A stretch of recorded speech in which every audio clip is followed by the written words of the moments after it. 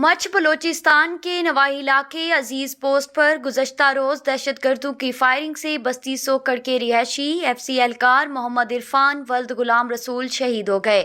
شہید محمد عرفان کی نماز جنازہ آبائی علاقے بستی سوکڑ کے جنازہ گاہ میں ادا کی گئی۔ شہید کی نماز جنازہ میں علاقائی معززین، سیاسی و سماجی شخصیات، اہلکاروں اور عوام کی کثیر تعداد نے شرکت کی۔ شہید محمد عرفان کو آبائی قبرستان شاہ صغیرہ میں فوجی اعزاز کے ساتھ سپرد خاک کیا گیا۔ کے چاکو چوبند دستے نے شہید کی قبر پر سلامی دی۔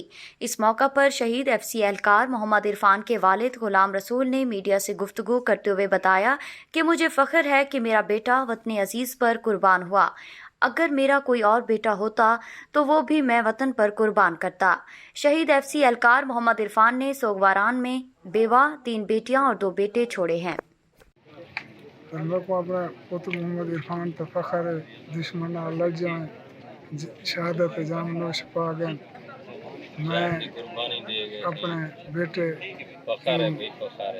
قربان کرنے کے تیار ہوں۔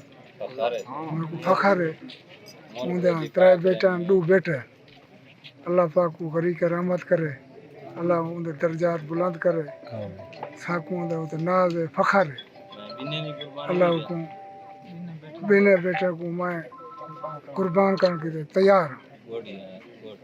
پاک فوج زندہ باد، پاکستان پائندہ باد۔